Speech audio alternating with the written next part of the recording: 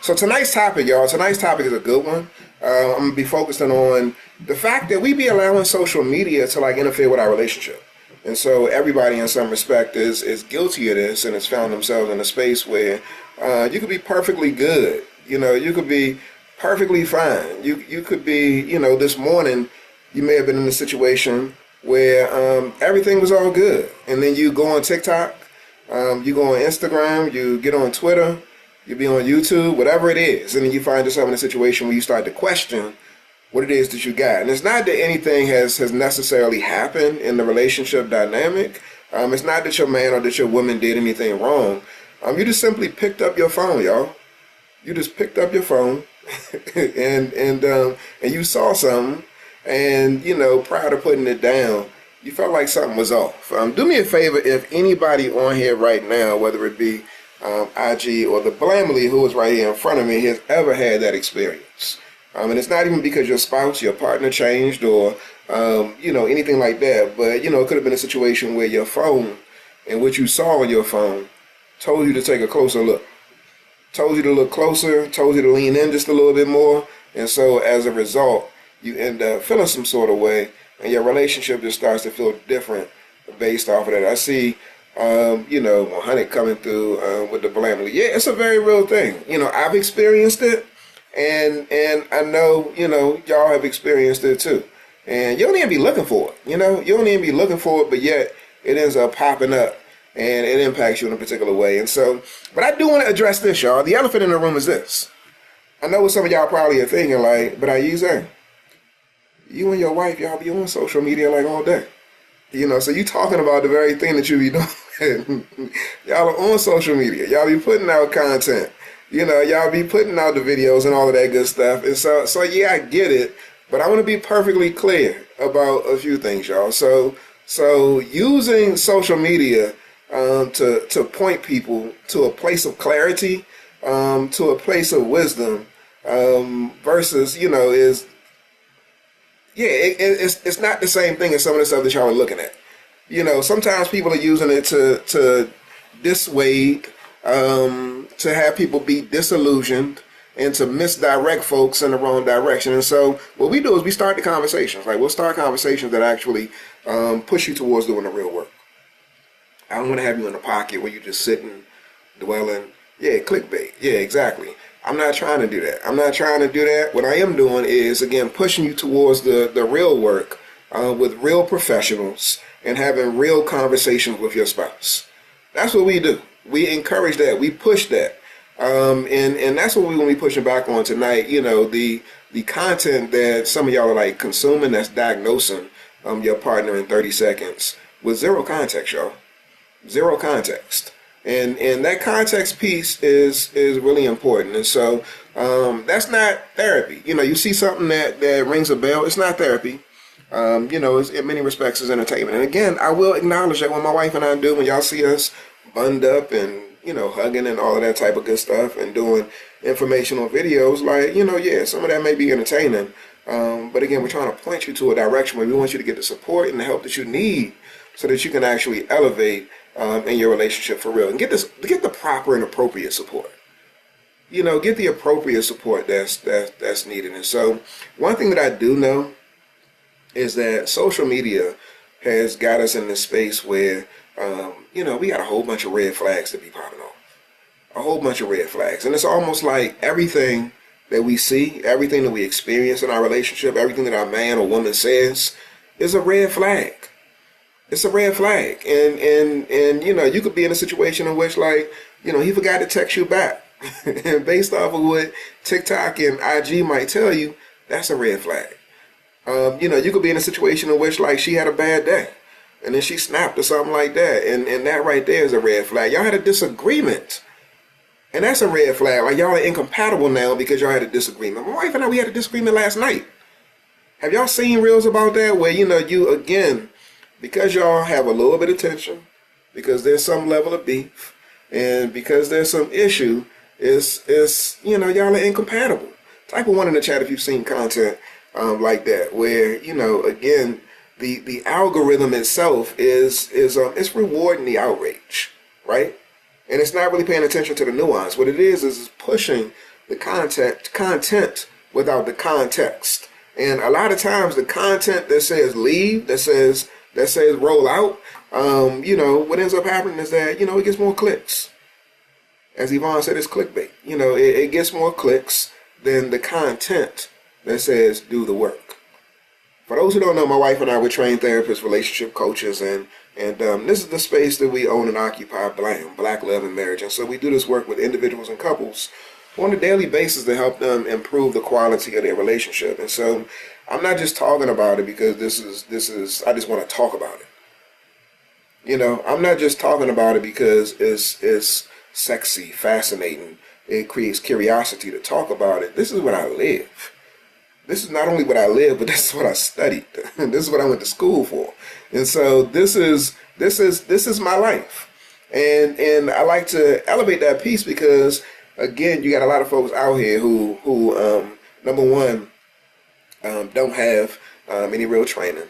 That's one thing. But I would even say, in addition to that, don't have the lived experience. Because I would even go as far as to say that if you ain't got the training, but you got the lived experience, you can still be a beast. That's a lot of folks that I know that don't have the clinical expertise based off of going to school, but yet they got the university degrees that come from the streets, that come from the lived experience. And that thing right there is worth some weight too. And so I respect that. But then you might have people giving advice that don't got either. They're not in a relationship.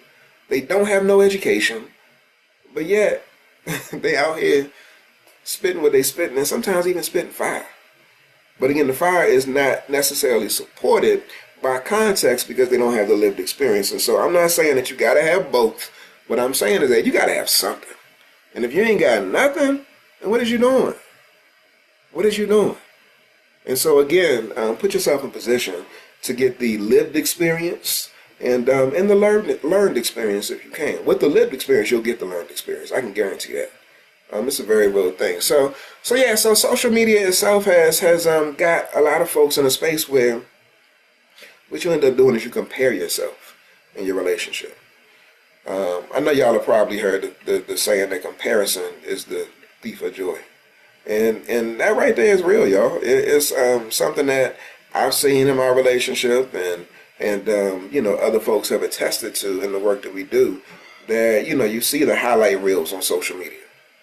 You see the banner, them waving the championship banner based off of being quote unquote relationship goals. But I just told y'all a moment ago that my wife and I, we got into a disagreement last night. We got into an argument last night. It wasn't a disagreement. Let me be clear. We got into an argument last night.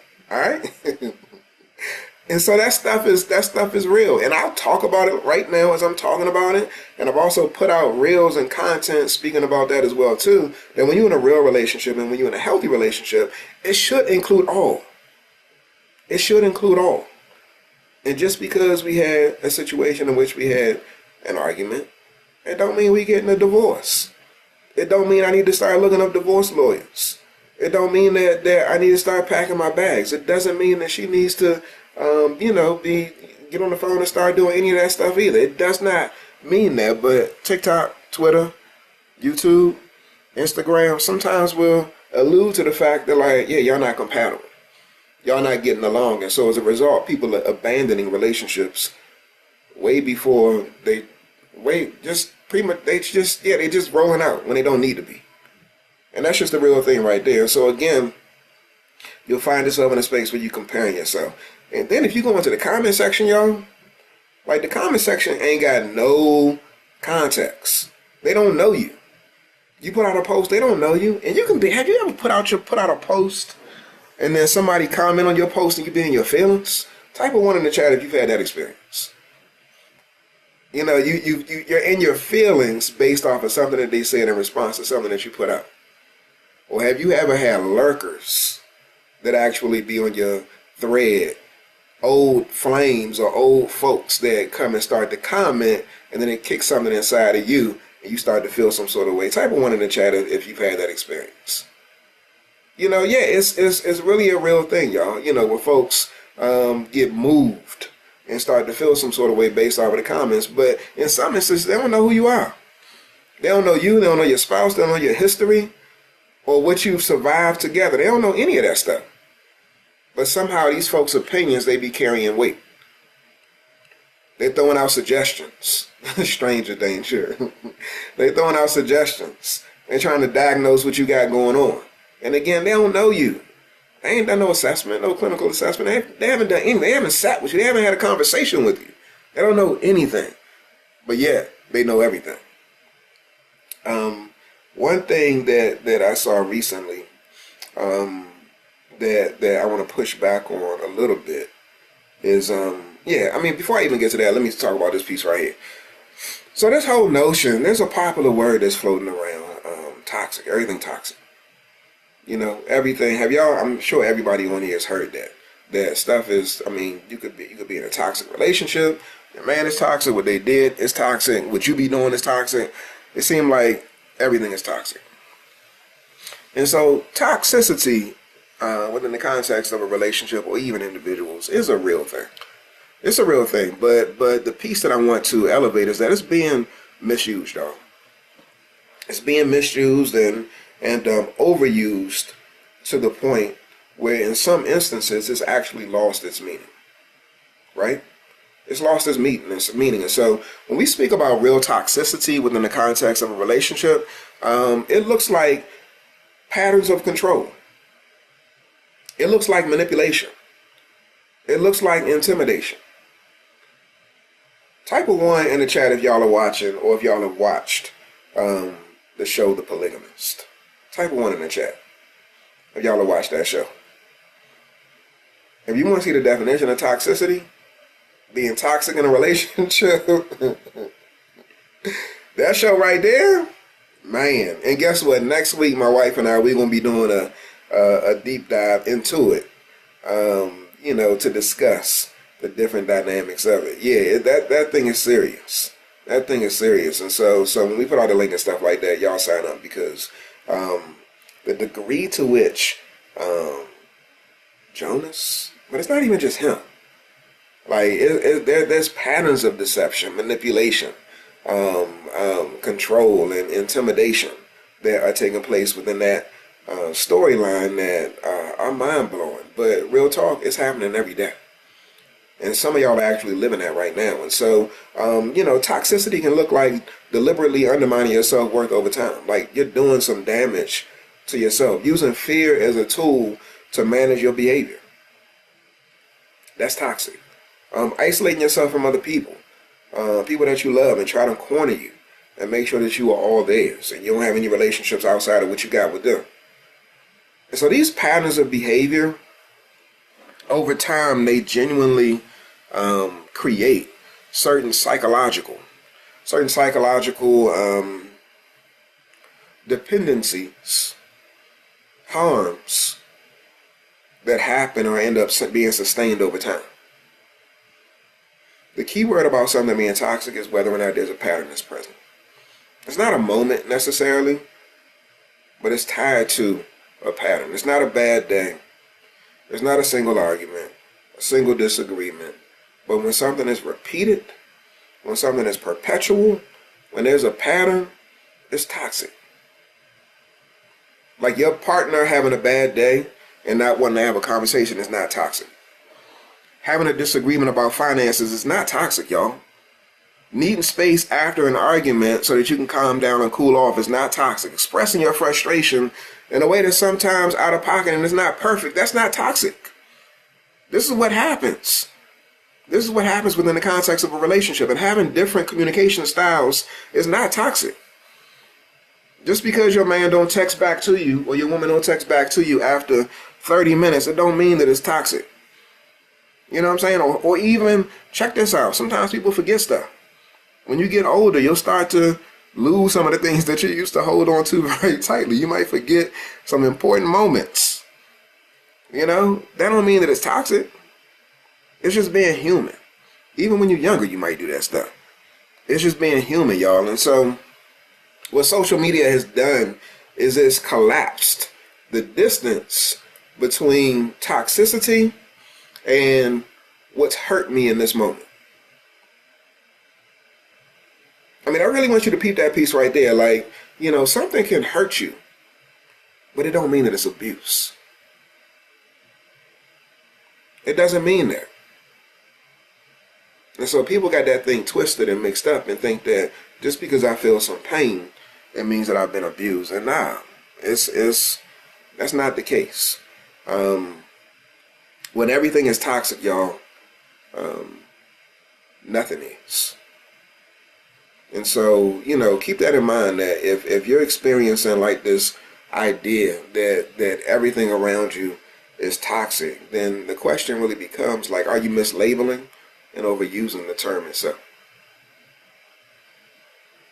And real talk, like when it comes to real toxicity, it requires clinical assessment. You know that you know, but again, if there's no pattern that's present, and it's not to say that an instance can't necessarily be toxic, but what I do want to be clear about, like, after a 15-second TikTok video, and then you looking at your man, or you looking at your woman over there, and you're saying that she's toxic, like, nah, let's pump our brakes and fall back for a second and do a little bit more assessing before we make that decision, that determination.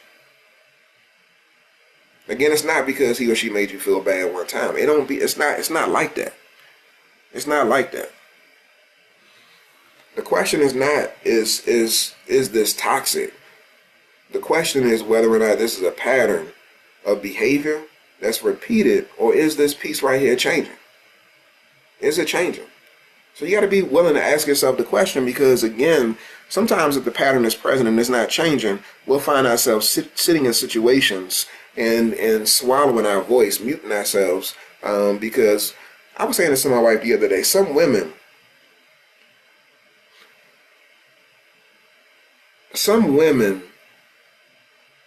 would rather, and I believe some men too, but some women would rather have a lie than have nothing at all. Some women would rather have and hold a lie than have and hold nothing at all. And there's no judgment. I want to be clear about that. It's a safe space, y'all. There's no judgment. With the extent to which we contort ourselves and position ourselves just so that we can get engagement, it's really fascinating. It's fascinating. And so you can know that your man, you can know that your woman is lying to you, but at least I'm in a relationship with him. You know what I'm saying? Like, these are the ways in which we move, and so we convince ourselves that it's not that bad. But if you find yourself perpetually or continually in a pattern of behavior in which you're denying yourself and you're muting yourself and you're not looking at the truth, then you're being toxic to yourself. And that's real talk right there. that's real talk right there. And so what's the real damage, y'all, of these quick 15, 30-second reels and these videos that are out here mislabeling, misdiagnosing, having you second guess and question your relationship as a whole.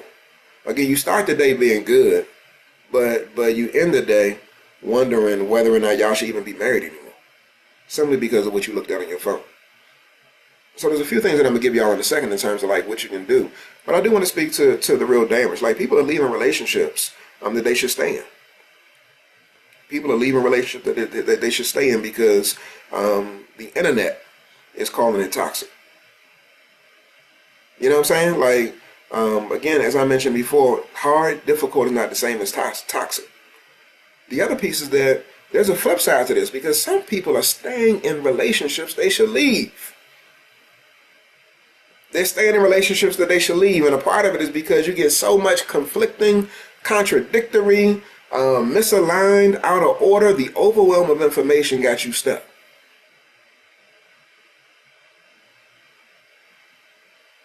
Some folks got decision fatigue.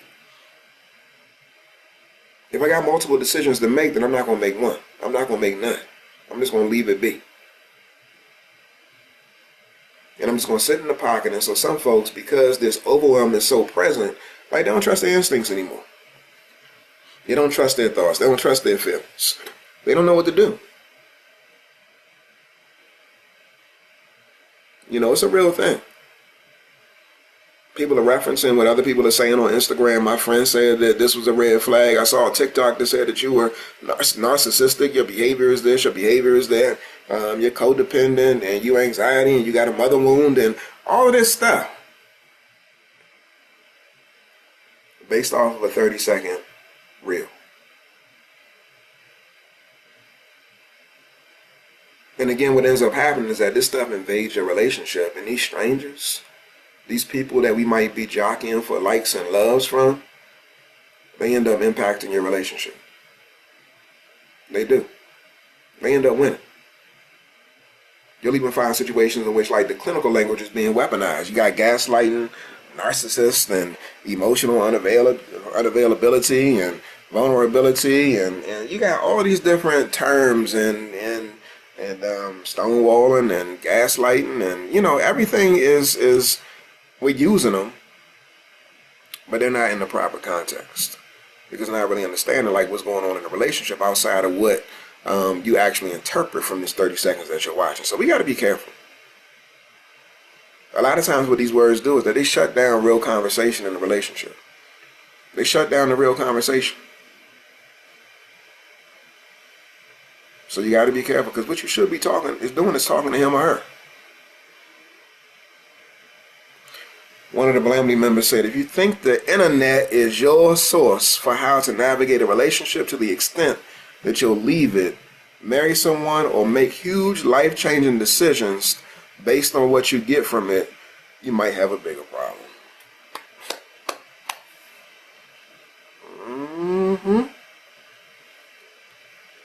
Indeed, indeed, indeed, indeed.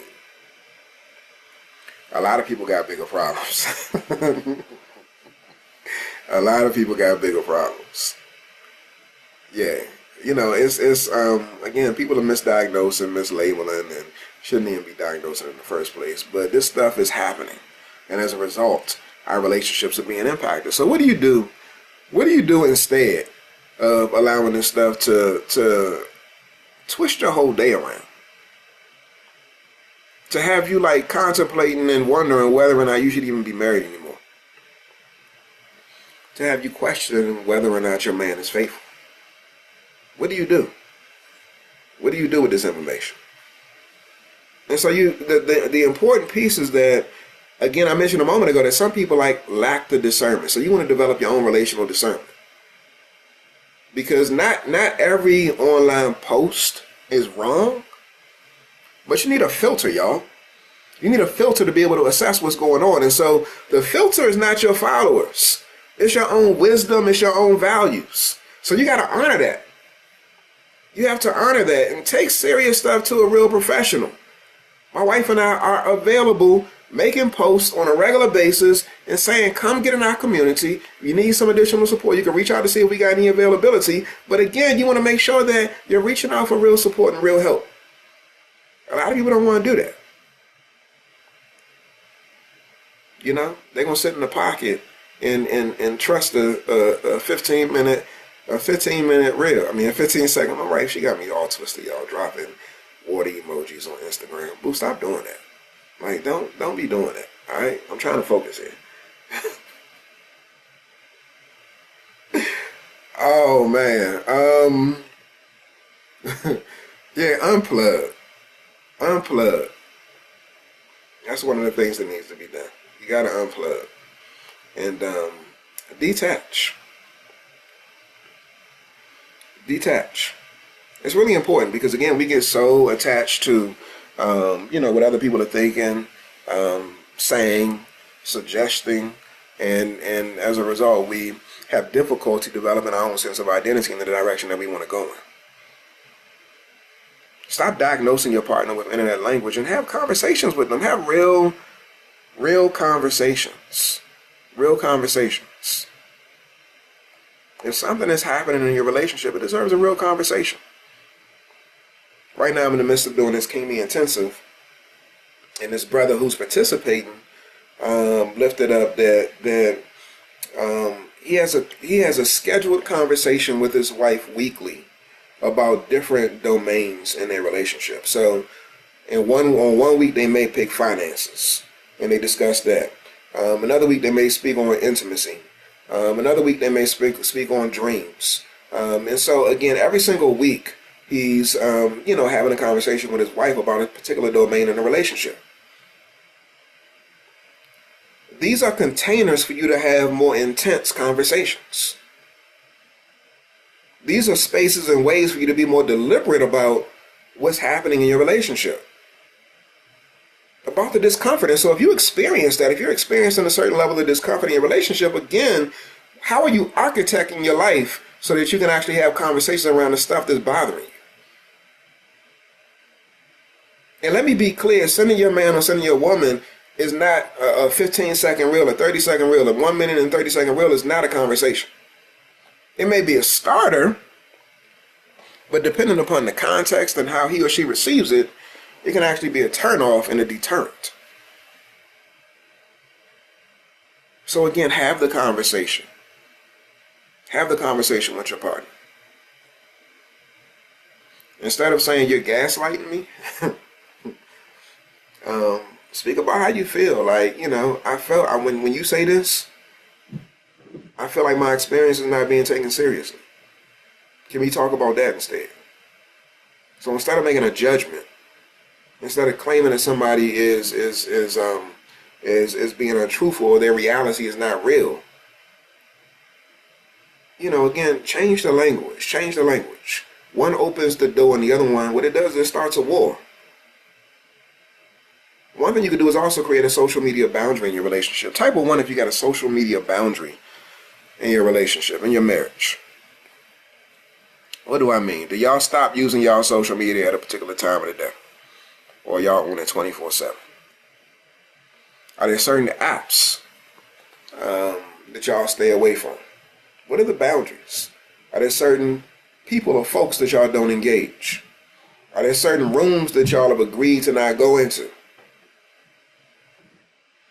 Have y'all decided what to share publicly or what stays between y'all?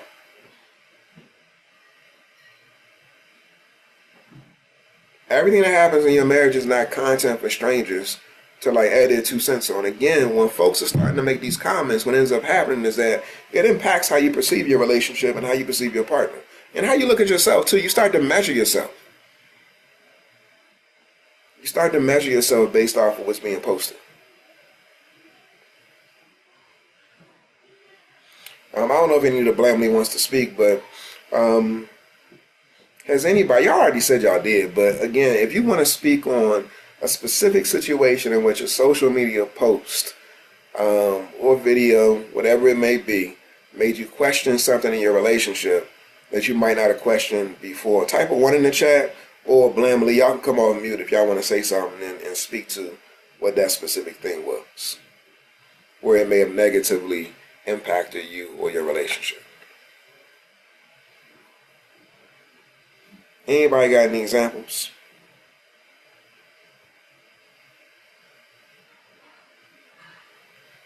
I don't see any hands going up.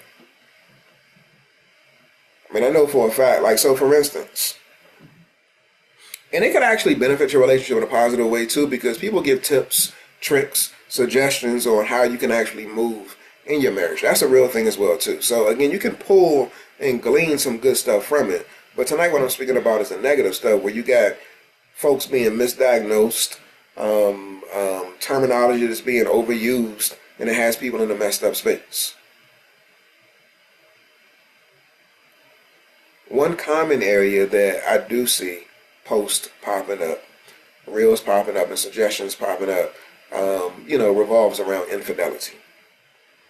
I see that stuff. And everybody's algorithm, I guess, is different. But when you're in a relationship-based space, we see a lot of infidelity, sex and intimacy. If your man ain't doing this, if she ain't doing that, then you want to make sure that you're being mindful of being careful. These are things that we got to make sure we're watching out for, because again, you may start your day in a particular space, but then you end it totally off because you're seeing something that's online. The most important piece is that you have a conversation. You have the conversation with your partner. Has any of y'all ever used the word gaslighting in your relationship? Have you ever told your partner that you gaslighting me? You're trying to gaslight me? I'm curious. I want to know. Type of one in the chat if you've ever done that. Y'all might not be wanting to say that, but again, sometimes we'll throw words out here, not really understanding the full context, and we weaponize clinical terminology. Anybody ever said narcissist, called their partner narcissistic? Anybody ever done that? All right, thank you for the transparency. Thank you for the honesty. Thank you for the honesty.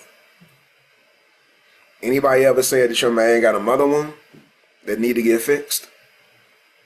Anybody ever told that? And I'm not saying in a way in which you were soft, which you were sensitive. I'm talking about you're weaponizing their hurt. Anybody ever done that? You got daddy issues? Anybody ever said that? Yeah, and you know, again, a lot of times what's happening is that we're seeing examples of this stuff taking place on social media, and so we bring it into our relationship. And it can be dangerous, y'all. It definitely can be dangerous, so we want to make sure we're being careful as it pertains to that. I want to wrap this piece right here by saying that your marriage is not, it's not I mean, you may have viral moments, but in its entirety, it's not a viral moment. You're going to have ups and downs, fluctuations. And you need to treat it as such. Recognize the journey that you're on when it comes to connecting and building, growing, and loving each other. Real love ain't TikTok. Your marriage is not in the comment section.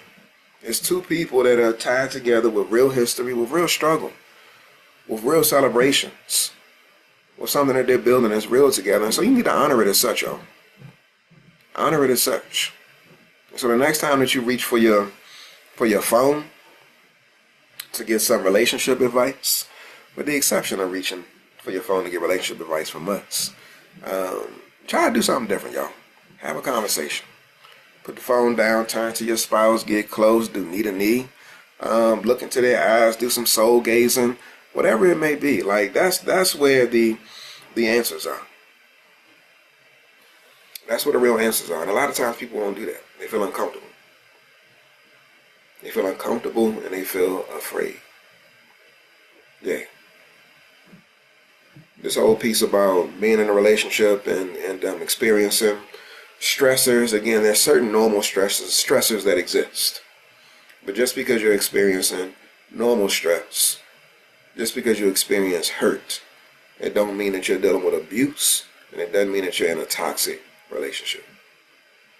Alright, so you can relax your shoulders. Relax your shoulders, have a conversation, examine and assess whether or not there's a pattern that's present. If it's not, then again, you ain't in a bad space. You might have experienced a hiccup. You may have had a bad moment. I said this earlier today in the King Me Intensive. I said, a day is different from a season.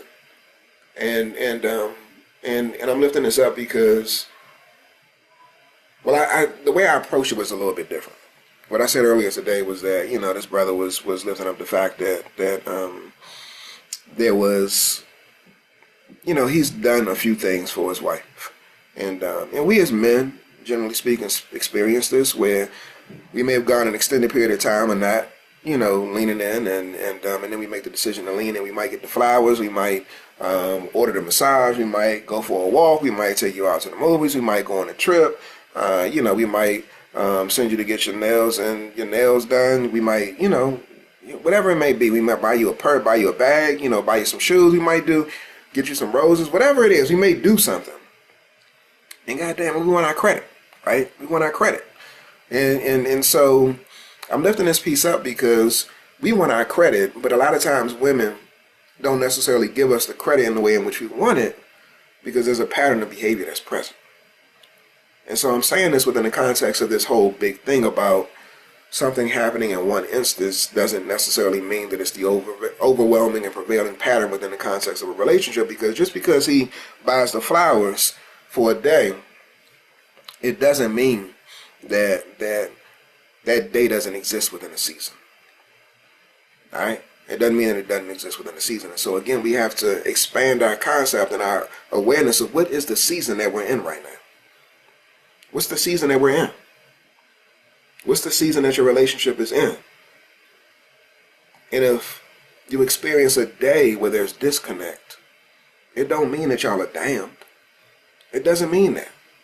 It doesn't mean that y'all are heading for divorce. Just because you experience an argument, a disagreement, it doesn't mean that it's over. Just because she say no when you're trying to get some, it doesn't mean that she out here sleeping with somebody else. Just because he not trying to get it, don't mean that. It don't mean that in the moment. Again, examine it within the context of a season and see where y'all are at. And if the season is looking a little bit different, and it's stormy, and it's a drought, it's lightning outside, then yeah, we got to have a conversation. Because we're in a dangerous space in a relationship.